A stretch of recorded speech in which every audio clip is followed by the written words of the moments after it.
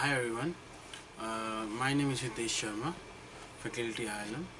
Today we are going to discuss Module 6 of the IPR course. This module is about geographical indications.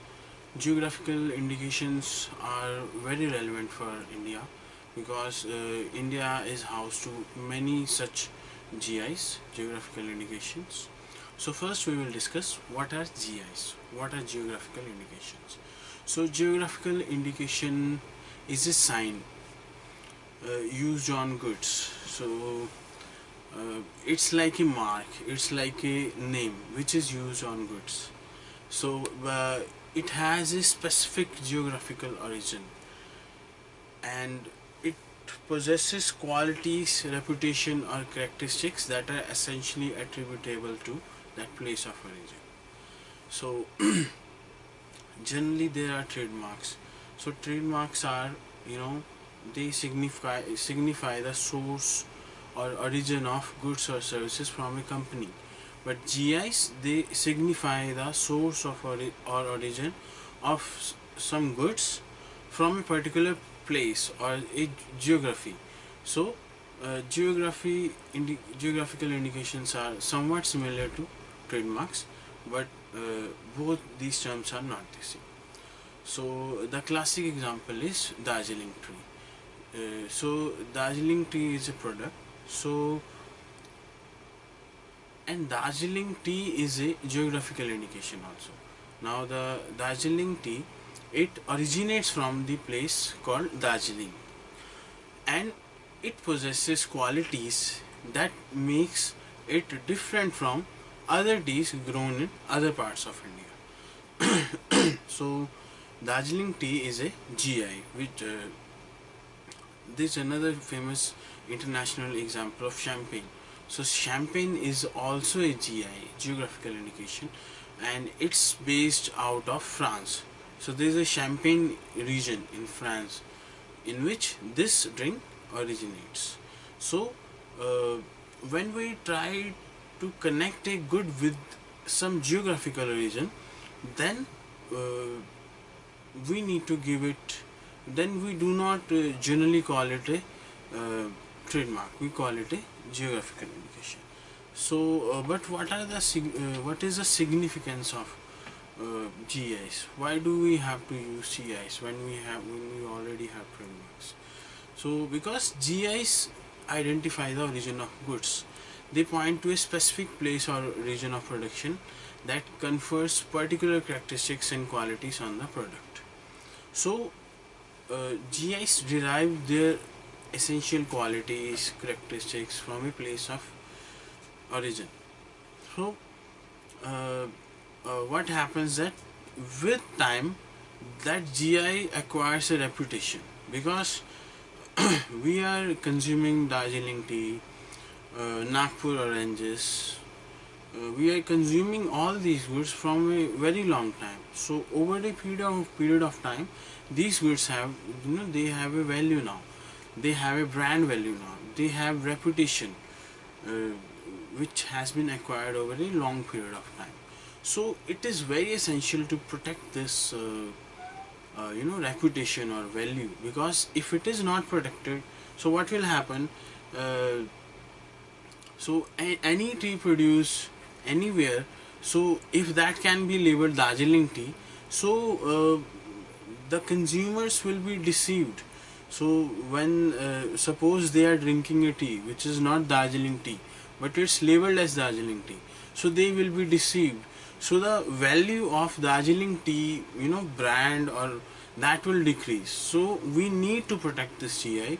We need to so wherever Darjeeling tea is sold or marketed, so it from consumer point of view, it must be the real Darjeeling tea and not any other tea. Only then the value of Darjeeling tea will increase and it will be sustained. And if it not protected, if this GI is not protected, it could be used without restriction and its value will be diminished and eventually lost over a period of time.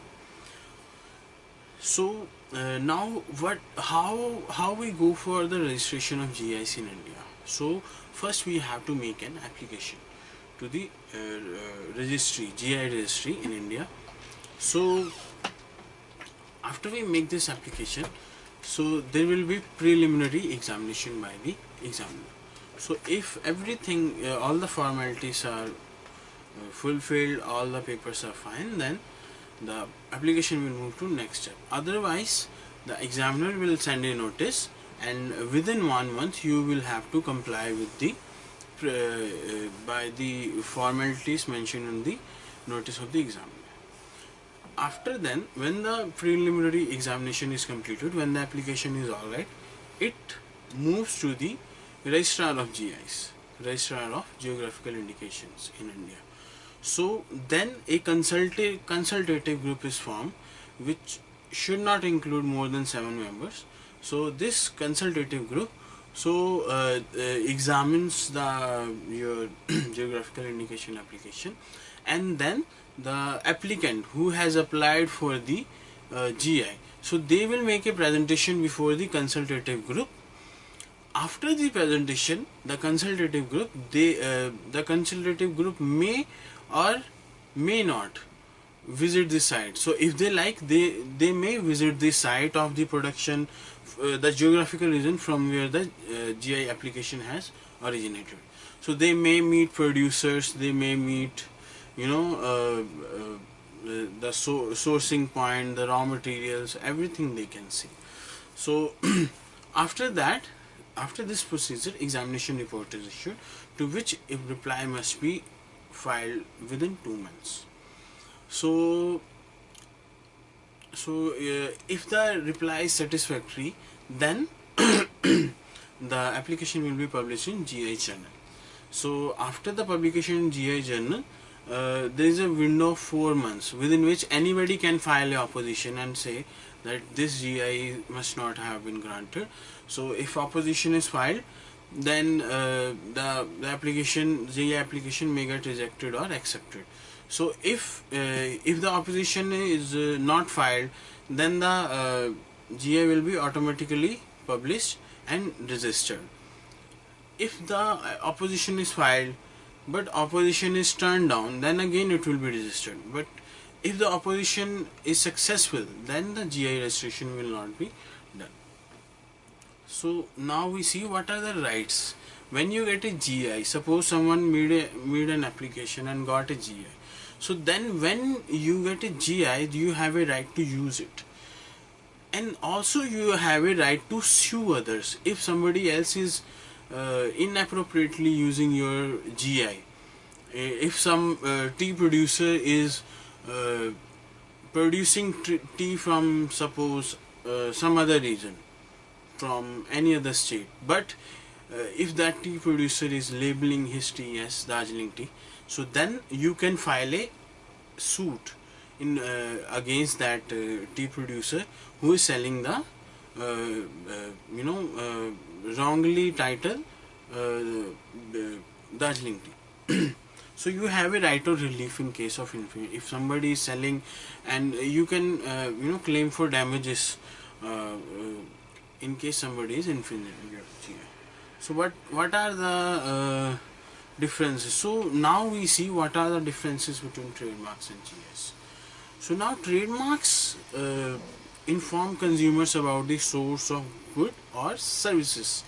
Trademarks are about goods and services, whereas GIs are about goods. Now trademarks will indicate whether the goods or services are from a particular company or firm or an organization, whereas GIs will indicate whether the goods are from a particular geographical region from where the GIs are produced. So now in GIs also there can be two types. First can be GIs with geographical name. For example, Darjeeling tea, Champagne. So Champagne is a geographical region, Darjeeling is a geographical region. But there can be GIs with non-geographical names. For example, Basmati rice. So Basmati is not a region in this world. Basmati is just a name, but it has some qualities attributable to a region in India. So then again, the Alfonso mango. The Alfonso is not a region anywhere in the world, but it's a GI at the same time. Also, we will discuss appellation of origins. Appellation of origin is a special kind of GI. It's a special type of GI. It is this term was used in Paris Convention and defined in the Lisbon Agreement. So, in case of appellation of origin, the link of with the place of origin, geographical origin, must be very stronger. In case of appellation of origin, the raw materials must be sourced from the place of origin, and also the processing of product must also happen in the same geographical region. The raw materials should not come outside of that geographical region, and also the processing must not happen outside of that geographical region for which you are claiming the GI. So this is the difference between GI and appellation of origin. So some very well known Indian GIs are Feni, it's a drink from Goa, then Kashmir Pashmina, Bikaneri Bhujia from Rajasthan, Nagpur oranges from Nagpur, Maharashtra. Some international examples of GIs are champagne, which is a wine or beverage drink. It is produced from grapes grown in Champagne region of France. Then we have Jamaican Blue Mountain coffee. So this coffee is grown in the Blue Mountains of Jamaica. So this is also another international GI. So what happens if there is an infringement? So if there is an infringement of GI, so then there can be civil remedies as well as criminal remedies. In civil remedies, means you can there can be a fine of rupees 50,000 to rupees 2 lakhs, or there can be imprisonment of starting from 6 months up to 3 years. So there can be imprisonment also. So that's all about geographical indications. Thank you for your attention.